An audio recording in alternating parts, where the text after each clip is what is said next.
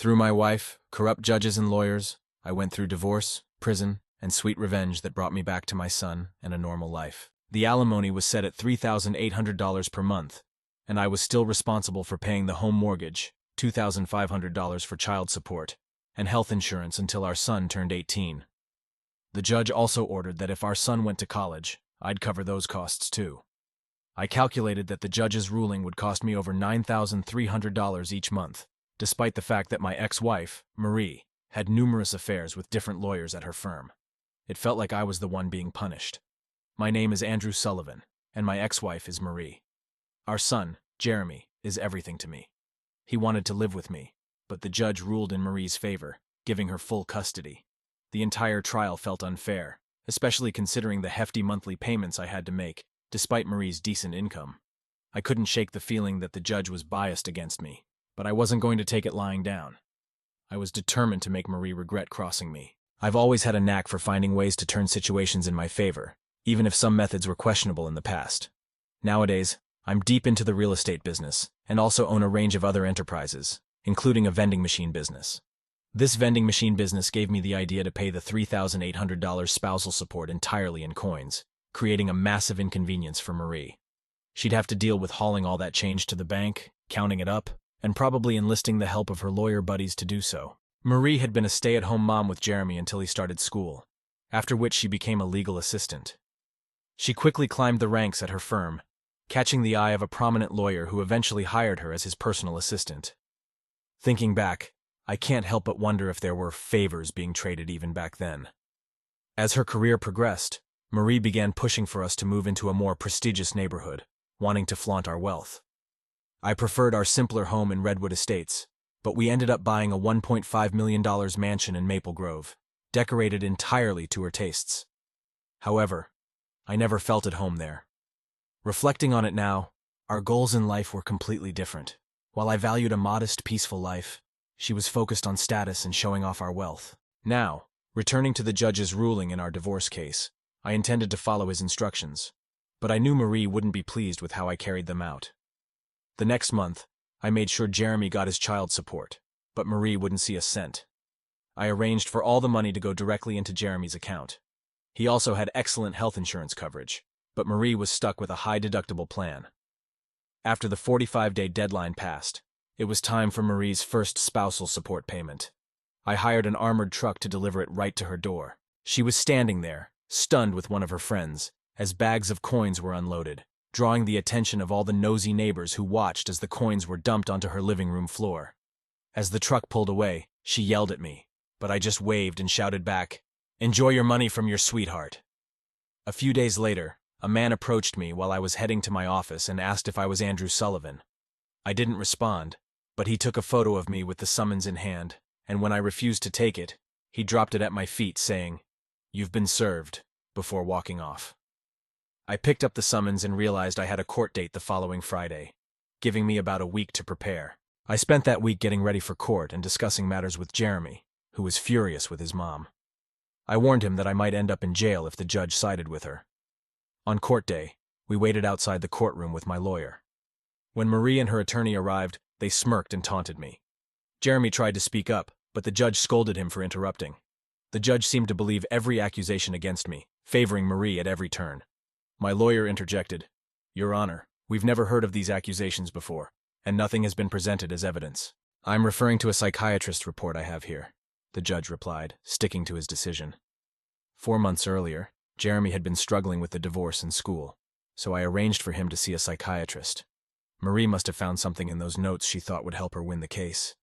But I've never done anything inappropriate with my son. She was trying to paint me as a monster, and I was getting angrier by the minute. I couldn't believe she would stoop so low as to accuse me of such a thing. The judge wouldn't even listen to my side. I glared at him, thinking how he'd regret siding with her. It was clear that Marie's law firm was calling the shots, but I vowed to make them pay in the end.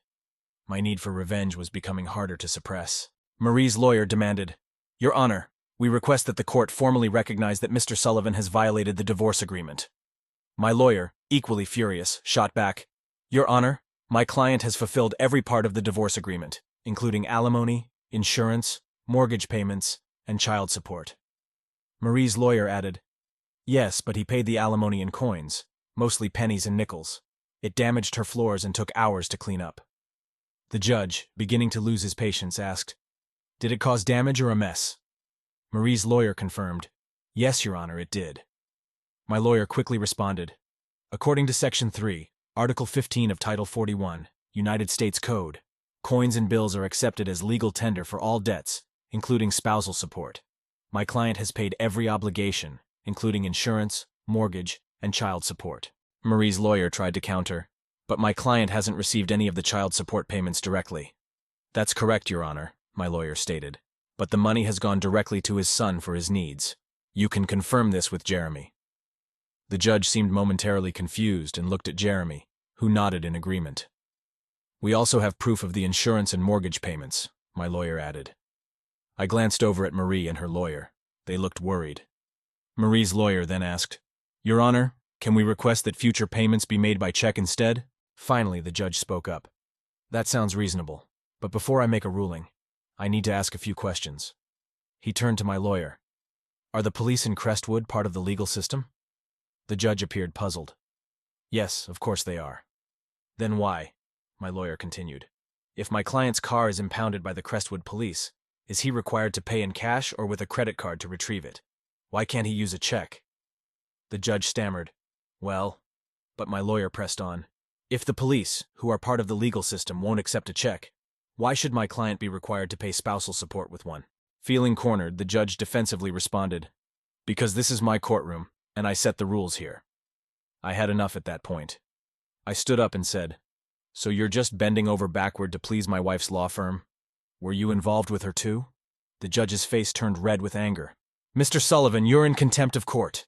I'm sentencing you to 8 months in the Clinton County Jail unless you apologize and agree to my terms." "Who do you think you are? The king of this joke of a courtroom!" I shouted. The judge was stunned, probably never having been spoken to like that before. "Bailiff, take him away," he ordered. I shot a glance at Marie and her lawyer, who were both in shock. "Good luck getting your dirty money now, witch," I sneered as the bailiff led me away. Marie had no idea how much her life was about to change. In holding, I was stripped down and processed before being moved to a cell. Jail is too nice a word for it. It's more like a prison. Right off the bat, 2 guards started harassing me about disrespecting the judge. I wasn't afraid of jail. I'm 6'6", and weigh around 275 pounds, mostly muscle from maintaining my rental properties. Plus, I'd spent some time in juvie when I was younger, so this wasn't my first encounter with the law. They eventually took me to the yard, and I ignored all the noise and commotion around me. My plan was to keep to myself and stay out of trouble. At dinner that night, I grabbed my tray and leaned against a wall to eat while keeping an eye on the other inmates trying to act tough. Suddenly, over the din, I heard a voice I hadn't heard in nearly 25 years, a voice from my delinquent days. "Tex, that you?" It was Jackson, also known as Ringer. We used to run together back in the day, and all eyes turned to us as he approached. I set my tray down and gave him a bro hug, right hands clasped together, and my other arm around his shoulders. "Ringer, man, it's been too long. How have you been?" "Not great, obviously. I'm in here," he laughed. "And you? What landed you in this mess?" "Told the judge he was a jerk, basically," I said. "That'll do it," he chuckled. "So, how long are you in for?" 8 months, unless I apologize to that pompous jerk, so 8 months, I guess," I replied. We talked and ate, getting some stares from the other inmates. Ringer filled me in on what to expect in jail and promised to have my back. I made the same promise to him. As we reminisced about old times, Ringer asked, "So, what's your plan with your ex, her partners, and the judge?" Knowing me from our younger days, he knew revenge was always my go-to. That's why they called me Tex. "Well, they used to call me Tex because I was always telling people not to mess with Texas," I explained. "Anyone who did would pay the price, and word would spread fast." "So, what happened with the judge?" Ringer asked. "I basically told him he was trash," I replied. "Damn, how'd he react?"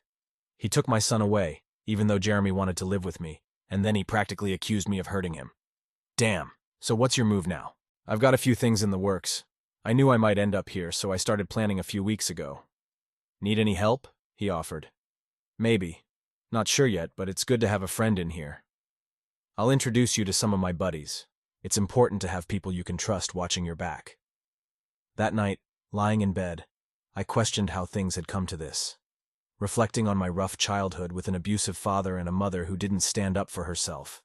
I realized the streets had become my refuge. I joined a group of guys who were in similar situations, not a gang, but kids who had been dealt tough hands in life. We didn't help Ledgewood's crime rate, mostly petty crimes, but we did steal a car or two, which landed me in juvie.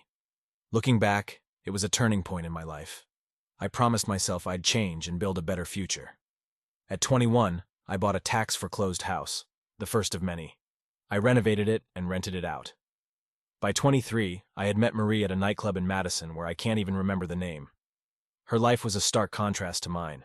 She was raised in Eldridge, Iowa, a small town known for nothing in particular. Despite our differences, we clicked and got married a year later.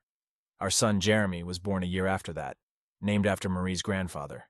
I bought a house in Redwood Estates, intending to flip it, but Marie fell in love with it and insisted we turn it into our home. Over the next 14 years, we worked on it together, raising our son, hosting BBQs, and living the American dream. Then Marie got a job at a law firm, and everything changed, especially her attitude. The simple life wasn't enough for her anymore. She wanted expensive clothes, jewelry, and fine dining, replacing our backyard BBQs. She also began making disrespectful remarks about Southside Ledgewood residents. I understood the Southside's reputation, but she, a small-town girl, acted superior to everyone else. We argued about her attitude, and soon after, she insisted we move to the North Side. 3 years ago, we did, hoping for better schools, but Jeremy faced snobby classmates. He wanted to go back home, and so did I, but Marie refused. The divorce started one night when she said she was going out dancing. I tracked her phone and saw her dancing intimately with men from her office, kissing and groping right there on the dance floor. I had to use the bathroom, and while I was there, a guy came in. Just as he finished, another guy walked in. "Man, you were really getting close with Marie on the dance floor. I thought you were going to make your move right there," the first guy said. "Yeah, she's wild," Joe replied. "She's good at talking too," the second guy added. "For sure. She told me she's going home with me tonight. Finally, we'll have more time for fun instead of just quickies in the office or my car," Joe boasted. "Quick relief is okay, but it's nothing like the whole deal," the second guy commented. "Tonight's going to be a long one," Joe bragged. "Maybe next weekend it'll be my turn," the second guy said as they left the restroom. Their conversation seemed more than just bragging. When I stepped out, I saw Marie in Joe's arms, kissing on the dance floor. She texted me, saying she drank too much and didn't feel safe taking a cab. She said she'd stay at Paula's, another legal assistant from her office. I replied, "That's fine." She texted back, "Sorry." She'd regret it. I watched as she grabbed her purse and left the club, arm in arm with Joe, a young lawyer from her office. They were so wrapped up in each other that they didn't even notice me following them to his place. They went into the parking garage, so I headed home. When I got there, I told Jeremy we were leaving for good, and that he should pack up whatever he wanted because we weren't coming back. He was thrilled, but asked about Mom. "She's got someone else to take care of her now," I said, and he understood right away. It took us about 4 hours, but we loaded everything into my truck. Luckily, our old place in Redwood Estates was empty, so we had somewhere to go. The next morning, around 10 a.m., Marie called me. "Andrew, what's going on? Where are you?" "I'm home," I replied. It didn't take her long to figure out why. "You know why. I don't know you anymore, and I don't want to." "Where's Jeremy?" "With me." "He doesn't want to live with you anymore," I said. She wasn't sure if I knew about her affair or not, so she tried to play it cool. "Come on, Andrew. Just because you don't like living luxuriously doesn't mean you can leave and take our son." "No, Marie, but having a cheating wife is a good enough reason to leave. Expect divorce papers next week," she gasped, and then said in her usual nasty tone, "You low-life Southsider, you have no idea what kind of trouble you're in for. My firm will crush you." "Maybe," I said, "but I'll come out on top. You haven't seen the last of me." For the next 8 months, she didn't try to patch things up. Jeremy revealed to me that Marie was often absent until late at night, and that she made harsh comments about me, urging Jeremy to marry a rich woman for a life of luxury. But Jeremy defended me, wanting to return to Redwood Estates. Now in jail, Marie probably thinks she's won, but I'll use my time to plan my revenge. I wonder if she's considered how the bills will be paid, or her insurance and support. Then, on a Saturday, something happened that would impact many lives, even those I'd never meet. The guards escorted me to a video room without my lawyer. They instructed me to sit down for judgment. They shut the door, and moments later, they let in 8 inmates, and I knew trouble was brewing. I woke up in the infirmary, bruised and sore. They wanted to show they were in charge, and this was their way. It looked like morning from the sunlight coming in. I had been out all night. Glaring at the nurse, I felt bitter about the system that took my kid, made me fund my ex's luxury, and tossed me in jail. I was tied down, and my eyes were filled with anger. The nurse assured me, "I'm here to help, not hurt. You're badly injured, and I can aid your recovery, or you can stay in pain." Managing a smile, I apologized. She understood my anger, leaving briefly before returning with breakfast. She freed one of my hands, and as I ate, I decided to ask for a favor. "Can I see Jackson Turner?" I asked. She promised to check and arranged his visit. When he entered, he exclaimed, "Oh crap," realizing I wasn't about to let this slide. I described the 8 men and 2 guards who attacked me. "I need the full names of all 10, not just their nicknames," I said. "Oh crap," he repeated. "What's your plan?" "An eye for an eye, but with a twist," I replied. "I'll try to get the names," he said. "What do you need me to do?" "Just that. I'll handle the rest." After some more talk, he was taken back to his cell. I had a restless night, strapped to the bed and unable to get comfortable. The next day, Ringer returned with the list. Once again, he asked, "What's your plan?" "The less you know, the better," I replied.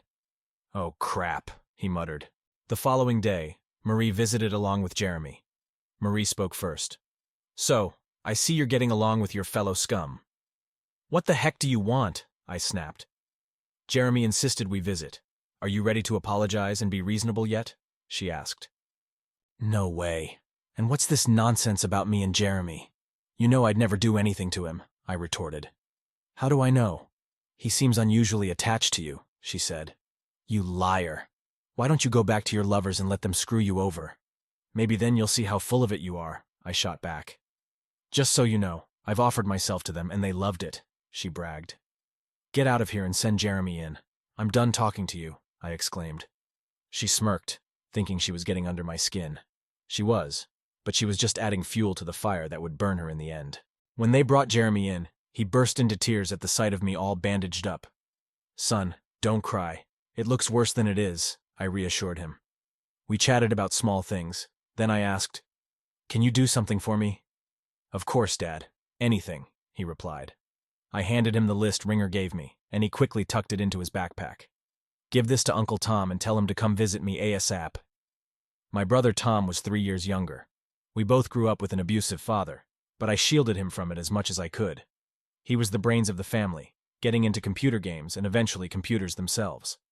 We kept chatting until Marie returned and said, "Jeremy, it's time to leave." Jeremy didn't respond to her, just hugged me and walked out. Marie commented, "Your son is just as stubborn as you." I simply smiled as she walked away. On Thursday, Tom came to visit. He was surprised by how I looked. "You're looking better than you did last Monday," I joked. "I'm glad I waited," he quipped back. Then he started talking to me in our secret language, the one we made up when we were kids to talk about Mom and Dad without them understanding. Whenever we need to talk privately, we use it. "Jeremy gave me the list," he said in our language. "I've done some initial digging. What are you looking for?" "Addresses of wives or steady girlfriends," I replied. He looked at me and then said in English, "Oh crap." Using our language, I said, "That's all you need to do. Then give it to Gummy and tell him to visit me, but without the list." Gummy was one of my crew. Tom knew he was still living in our parents' old house in Ledgewood. "I can handle that. Anything else?" Tom asked. "No, that'll do, but don't be a stranger. I could use some familiar faces now and then," I said. "Aren't you getting out soon?" he inquired. "Not unless I apologize, and you know me better than that," I replied. "You've always been stubborn," he remarked. "Yeah, and it spared you from Dad's drunken anger," I reminded him. He knew I was right and just grinned. "I'll swing by in the next couple of weeks, see if you need anything else," he offered. "That'd be great," I replied. Later in the week, I was back in my usual cell, and Ringer had spread the word that something was brewing and there'd be consequences. They just didn't know what. The looks I got from the guards and the 8 men warned me to stay in line or else, but little did they know they'd soon be put in their place. Gummy visited and said, "Tom passed it to me. What's the plan? Did you hear what happened to me? I asked. Yeah, I did, he replied. Tom must have filled him in. Payback time, but hit their loved ones. No traces. Use Steely Dan or his cousins, I instructed. He understood and nodded. Coordinate it. Same day, same time. Make sure they're told. Don't mess with Tex, I added. I'll get some help, he assured me before leaving. He'd exact revenge soon, ensuring they couldn't trace it back, but they'd know why.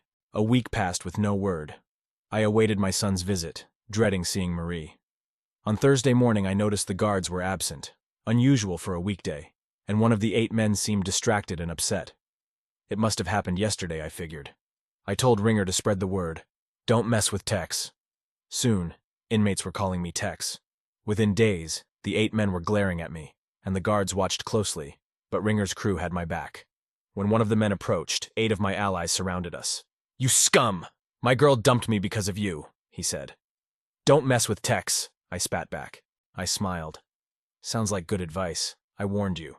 Now your ladies know how it feels. An eye for an eye with a twist. You hurt me. I hurt the ones you love. Tell them next time it'll be their moms. His eyes widened, and he hurried back to his friends.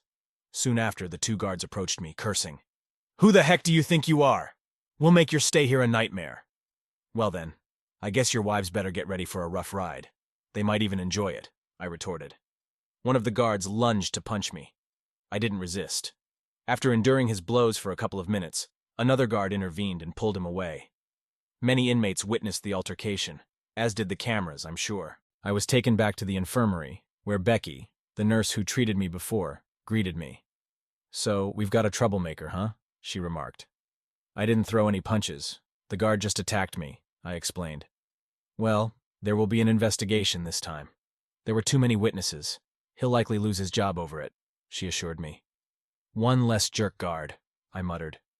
Those guards are here to keep you safe, whether you like it or not, Becky countered. He sure didn't keep me safe last time. In fact, he let it happen, I shot back. After she bandaged me up, Becky said I'd need to stay overnight for observation. I wondered if she just wanted to check out my battered face. The guard was suspended pending investigation. The other guard gave me stern looks but hesitated to confront me. Maybe he got the message. Don't mess with Tex. It had been 4 weeks since Jeremy visited, and I was worried. Finally, Tom stopped by and informed me that Marie was refusing to bring Jeremy for a visit. That infuriated me even more. My ex-wife was keeping my son away from me. At the end of the month, Marie showed up, almost leaving Jeremy in the car. But Jeremy refused to budge, no matter how much yelling and screaming Marie did. Marie stormed in, already mad. Your son is impossible. He hardly talks to me. He's just as stubborn as you. You said the same thing last time. Why don't you get the judge to change his mind and give me custody of him? I'd gladly take him off your hands, I suggested. You're not getting him. He needs to go to a good school to succeed, Marie insisted. Redwood Estates has a good school, and he liked it, I argued. It's nothing compared to Maple Grove. He's getting a top-notch education and networking opportunities there, Marie shot back. Our son will find his own path. He doesn't need to rely on anyone else, I countered. You're just too stubborn to see the benefits, Marie accused. We've had this argument countless times. You won't change my mind, and I won't change yours. Why did you come here anyway? It wasn't to bring Jeremy to me, I challenged. His name is Jeremy, not Jerry. That's not what he wants to be called. Don't you want him to be independent? I retorted. You mean stubborn, Marie corrected. No, I mean independent. Able to think for himself, make his own choices, not swayed by wealth, power, or a big wallet, I clarified. She glared at me, knowing that last remark was aimed at her. Anyway, she said, I need my spousal support payment. I have things to buy and bills to pay. Well, you'll have to manage that with your own paycheck. I can't receive checks from my business while I'm in jail, nor should I. No work means no pay. That's how it works in the real world, I explained. What do you mean? I can't cover all the bills with my salary, she protested. Well, you should have thought about that before dragging me back to court, I retorted. You were being difficult, paying with change, she argued. And now you get no payment because I'm in jail, I stated. But you have to, she insisted. No, I don't. What are they going to do? Throw me in jail again? Oh, wait, I'm already in jail. It wouldn't be smart for them to take me out just to throw me back in, I reasoned. What am I supposed to do about the bills? She whined. I looked at her and said, Get one of your lawyer buddies to foot the bills. I'm sure you're worth it." With that, she stormed out of the room. Jeremy walked in, and I was relieved to see him. "You really got her mad," he exclaimed. "She thinks I should keep paying her spousal support while I'm stuck in here." "Good luck with that," I chuckled. "How are you holding up, Dad?" "Don't worry about me. I'll be okay. How about you? Still avoiding talking to your mom?"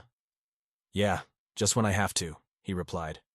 "So, when do you think you'll be out of here?" "Son, I won't apologize to that jerk of a judge. The only way I'd say sorry is if he gave you back to me, but I don't see that happening anytime soon. I might be in here until my 8 months are up." "I get it," he said sadly. "My birthday's next month. I'd love for you to be out so we could celebrate, but I wouldn't want you to compromise your principles." That hit me hard. I started thinking maybe I was being too stubborn. Being in here was hurting my son. Then Jeremy dropped some wisdom on me.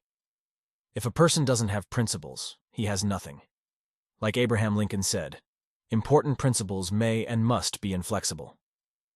"Where'd you hear that?" I asked. "My counselor, Dr. Oliver. It's been helpful having someone to talk to about all this. Some teachers noticed my grades slipping and got the counselor to chat with me. It's also helping me deal with Mom, even though I'm still not talking to her. Figures a fancy school like Maple Grove would have a PhD as their counselor. Those rich kids couldn't just chat with any regular school counselor." I turned to Jeremy and said, "Looks like your mom's not too happy with you either." "Yeah, she's getting pretty annoyed with me. I just brush it off. It seems to make her even angrier. But I'm not bothered," Jeremy replied. "Well, in a couple more months, she'll have to find somewhere else to live. The bank won't wait forever for its jumbo loan payment. I reckon her mansion will be foreclosed on within 4 months, I explained. "But Dad, won't that mess up your credit if the house gets foreclosed?" Jeremy asked. "Son, when you usually pay with cash, you don't worry about credit. That dumb mansion was the only thing I ever borrowed money for," I clarified. "Really? Wow, Dad. Even with all your rental properties and other businesses, you never took out a loan?" Jeremy marveled. "I use cash from the others to buy new ones," I revealed. "Dad, I've always admired you, but now even more," he said, smiling. "Thanks, son. You sure know how to lift my spirits," I responded. It was wonderful seeing my son, but it made me wish we could spend more time together regularly. Missing his birthday would be tough for both of us, but I knew he was strong.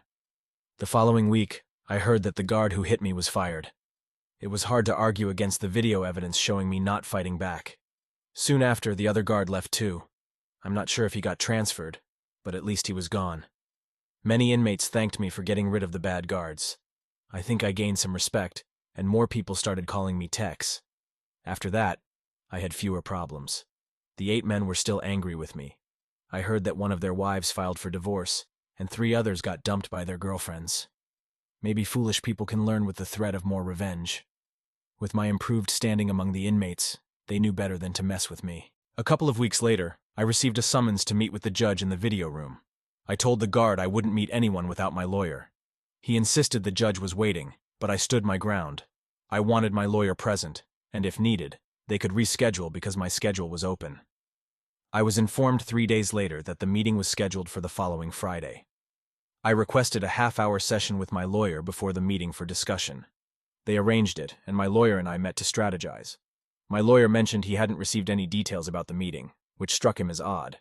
We decided to proceed cautiously. When the judge appeared on the video, he seemed displeased about the delay. I wasn't bothered. To me, he was just an arrogant judge who thought he was above everyone else. My lawyer wasted no time and started speaking. "Your Honor, could you clarify the purpose of this meeting? We received no prior information, just instructions to attend." "You didn't need to involve your lawyer," he replied. "I simply wanted to see if you were ready to apologize for your behavior in court." I signaled to my lawyer, who leaned in as I whispered to him. "Your Honor," my lawyer responded, "my client refuses to apologize and instead requests an apology from you. Additionally, he seeks primary custody of his child." The judge appeared shocked. How could I ask for an apology? Obviously, he wasn't going to comply. "I stand by my decision regarding the child, and I owe no apology," he declared. "In that case, this meeting has been a waste of time. If my client changes his mind in the future, we'll seek another hearing." "Good day, sir," my lawyer concluded. "One more thing," the judge interjected. I thought to myself, now we'll learn the true reason behind this meeting. Your client isn't meeting the divorce terms. When will he start paying spousal support and the mortgage? The judge asked. I whispered to my lawyer again, sharing my response. My client doesn't plan to make payments while he's in jail, my lawyer informed the judge. But the house is going into foreclosure, the judge pointed out. That's my wife's mansion, not my home. I never wanted it, I clarified, addressing the judge directly. You'll ruin your credit and lose your equity, he warned. I'm willing to take that hit to see my ex-wife where she belongs, I retorted. Then, knowing it would infuriate him, I added, maybe her lovers can foot the bill. With a dozen of them, they can surely manage. I knew suggesting my wife was promiscuous, and that the judge was one of her lovers would anger him.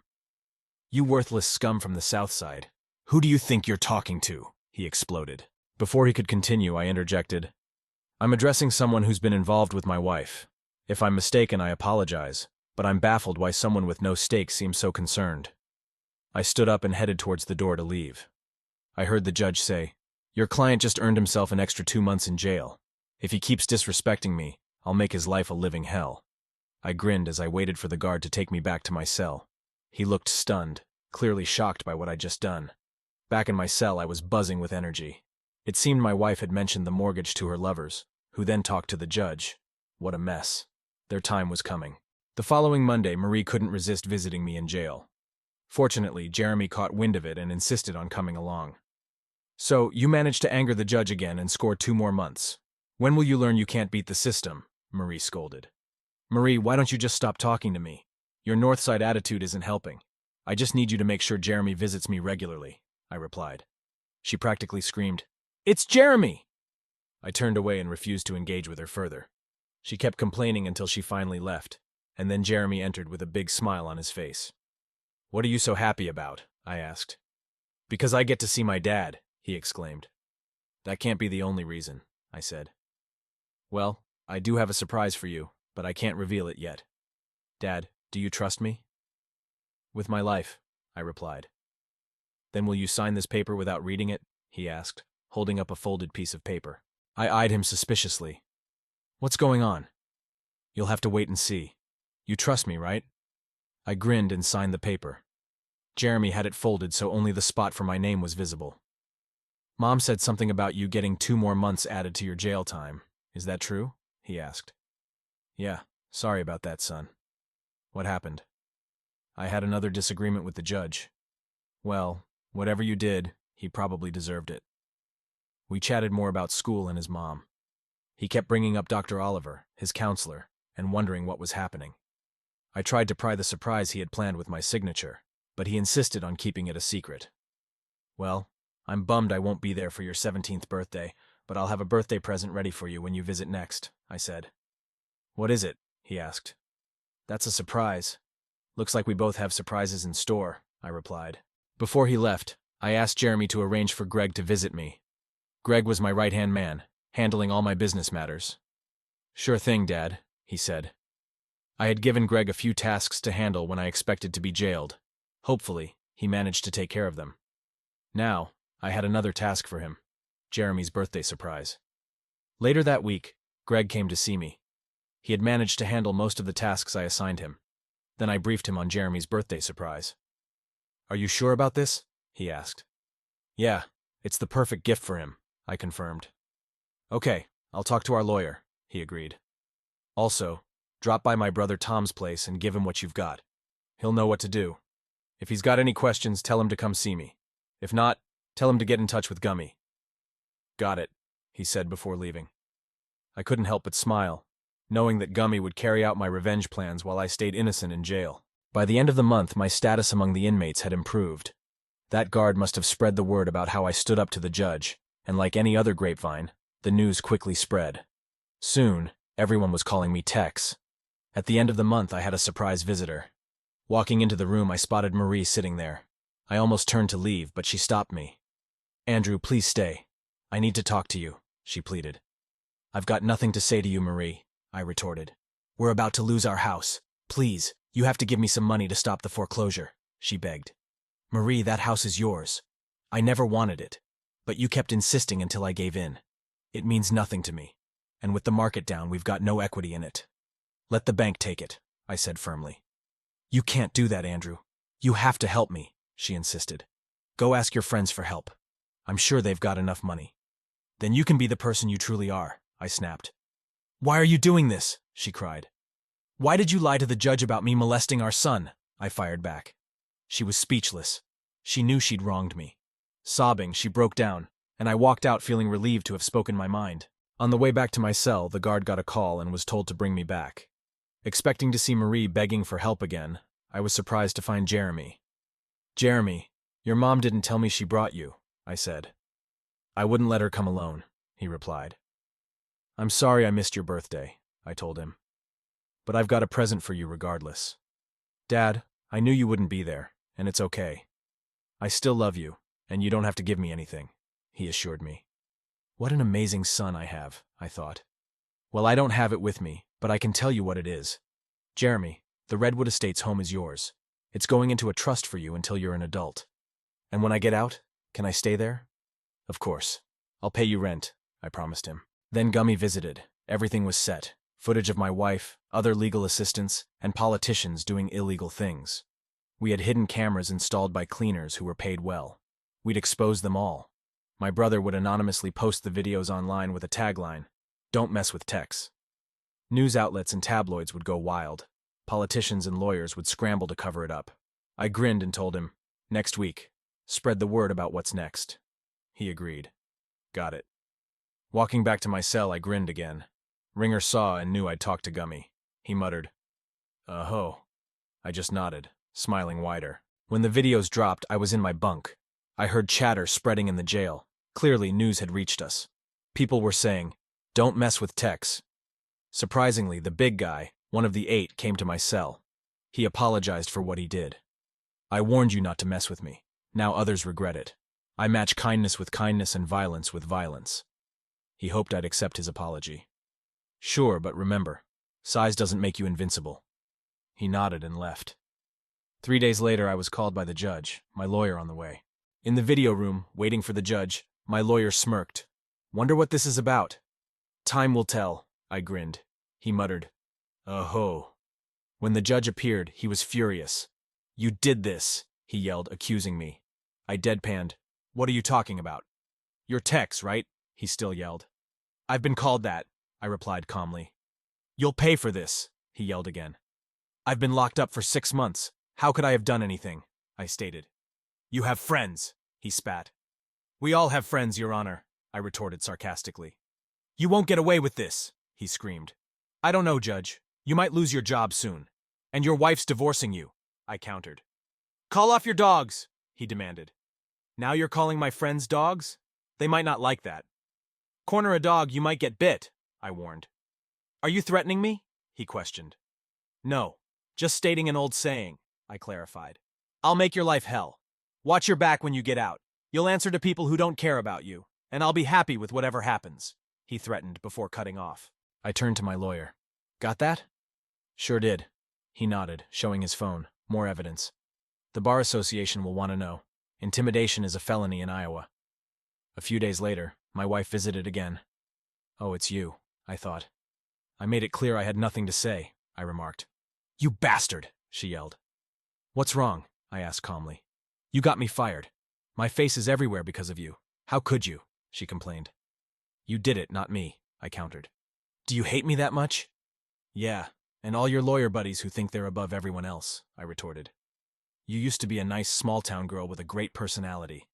Now you're just a selfish city snob, I continued. What do I do now? No job and nobody wants to hire me, she lamented. Maybe move back home with your folks and start over, I suggested. I can't. The local paper is calling me the center of a Maple Grove scandal. My parents are retiring early and moving to Arizona to avoid the gossip, she explained. Arizona might suit you, far away from me, I remarked. But they don't want me either. They barely talk to me, she sighed. Maybe it's your fault if both your parents and our son don't want to be around you, I remarked. You should move and start fresh. Just don't take Jeremy with you. I'll fight for custody once I'm out. With your reputation, they'll reconsider you as a moral example. You can't do that. He's all I have, she protested. I don't care. You did this to yourself. We had a good life until you messed around. Maybe you could become a companion for one of your lawyer buddies. At almost 45, you might still find a market, I taunted. She looked pained, her head dropping to the table as she cried. Tough luck, I remarked. Did you bring Jeremy? She got mad, saying, It's Jeremy. And no, he's with his doctor friend, she snapped. Then there's nothing more to talk about. Don't bother coming back unless you bring Jeremy, I said, walking away. This time I didn't feel smug. I felt sorry for her. She was shattered. The next day, I watched a news report. A fire had broken out on the top floor of a downtown office building, gutting it. The lower floors were saved by sprinklers. I couldn't help but smile. Tom visited me the following day, saying the law firm's off-site server crashed, losing all their data.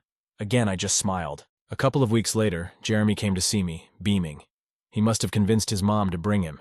He looked happier than ever. Jeremy, I greeted him. You seem so happy. What's up? I finally finished your surprise. You'll never guess, he exclaimed. Well, from our last chat, it sounds like it involves the Redwood Estates house. Did you and your mom move back there? I guessed. Close, he replied cryptically. I was confused. What do you mean? Mom's getting kicked out of the Maple Grove house, and I'm moving to Redwood Estates, he revealed. How's that possible? The court gave your mom custody until you're an adult, I reminded him. That's the surprise. I got emancipated, he announced. With the house in trust for me, it was easy. I needed a safe place, and our old neighborhood is perfect. So, you're legally an adult now? I clarified, still trying to wrap my head around it. Yeah. When school got tough due to home issues, Dr. Oliver helped me out. Once you're out, we can go back home. I'm excited to return to high school in Redwood Estates, already caught up with old friends. They're eager for school to start. Mom mentioned you spending time with your counselor. I'd like to meet Oliver, I said, wary of an older guy's attention to my son. You're in luck. Oliver brought me here today, Jeremy replied. My concern spiked. He's driving him around Ledgewood? I'll be right back, he said, heading for the door. I needed to tread carefully. How to let Oliver know his boundaries with my son without upsetting him. When Jeremy returned, he wasn't alone. A stunning woman followed him, smiling at me. I recognized her. Annie. Haven't heard that name in 25 years, she replied. Annie or Anna Fredericks grew up in my neighborhood. We went to school together. Jeremy looked puzzled. Dad, how do you know Dr. Oliver?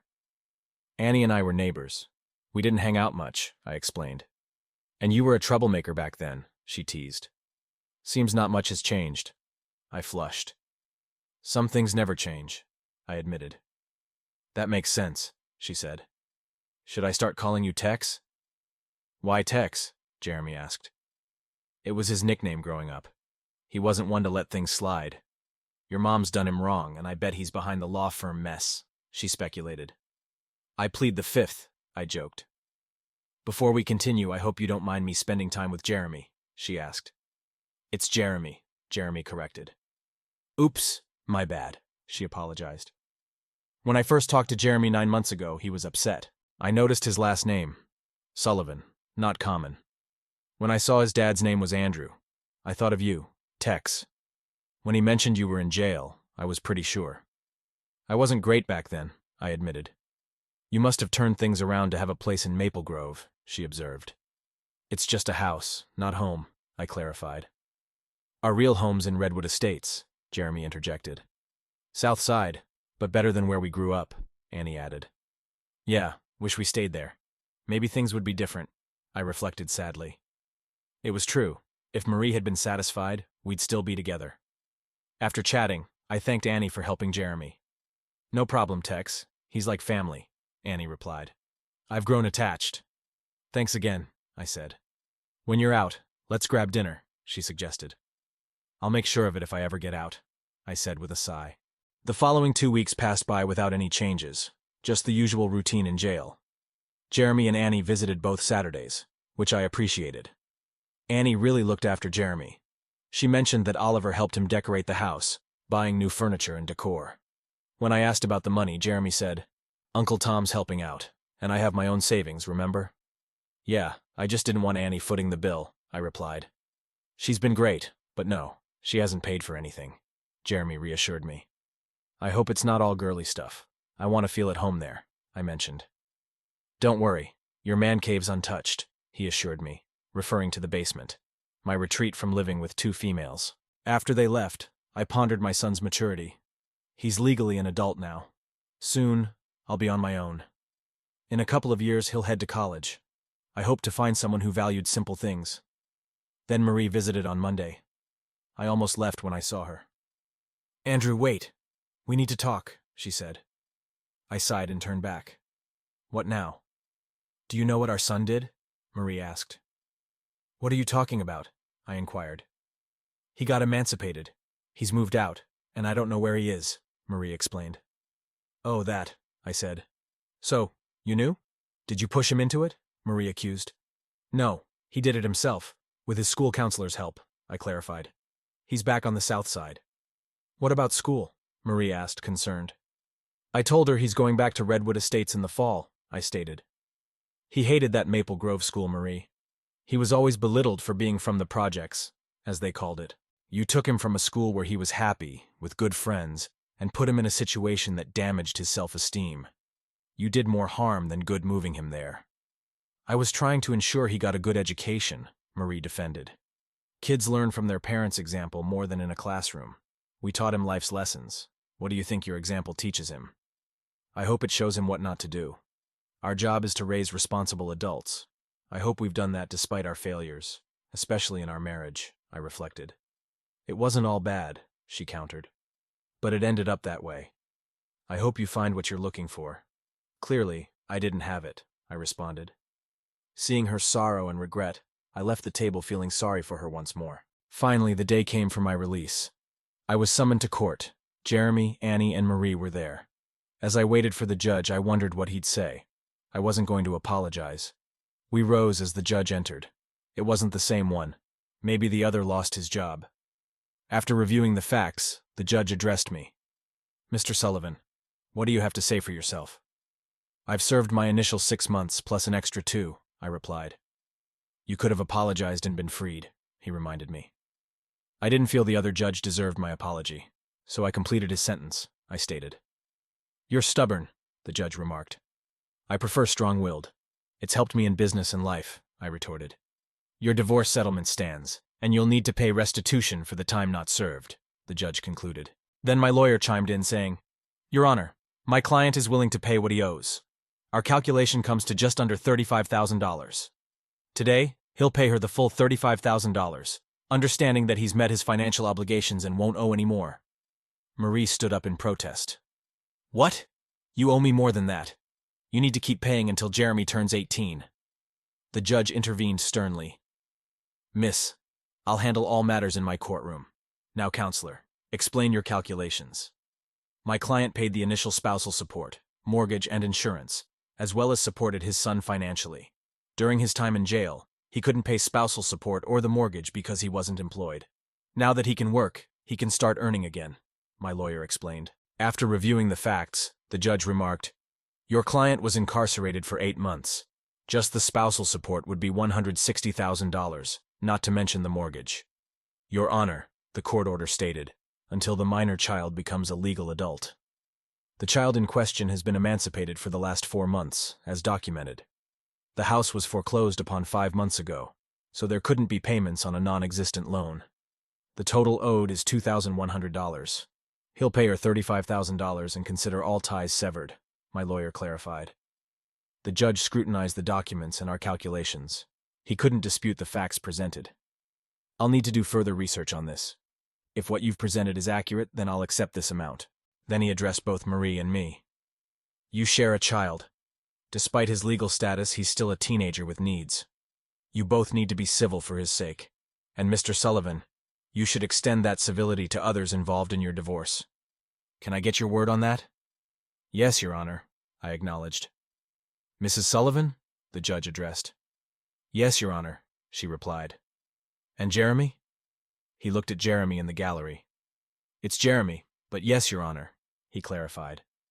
"Then unless these figures prove false, I'll close this case.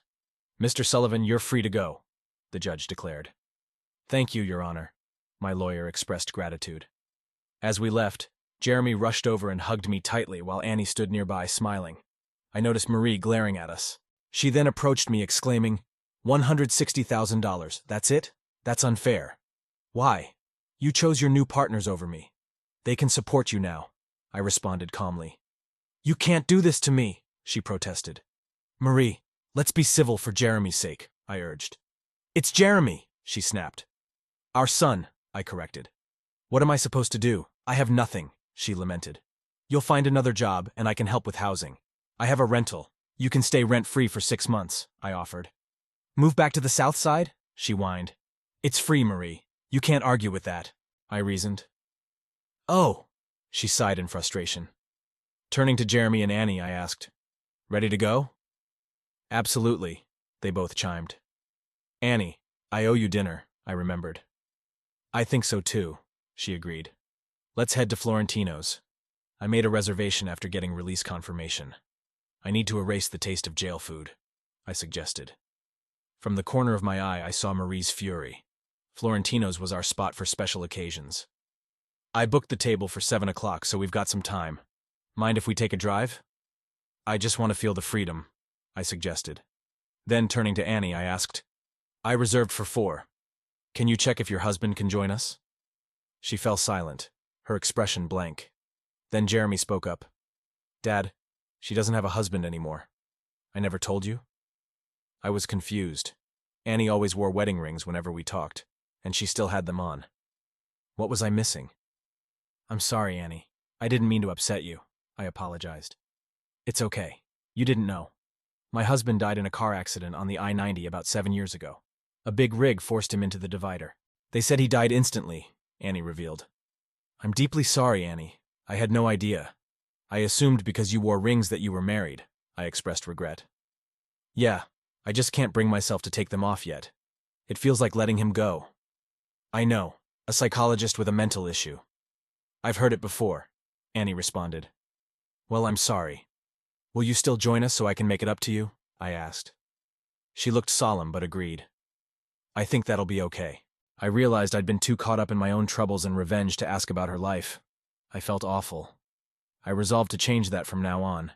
I'd be open to hearing her story, to being a better friend.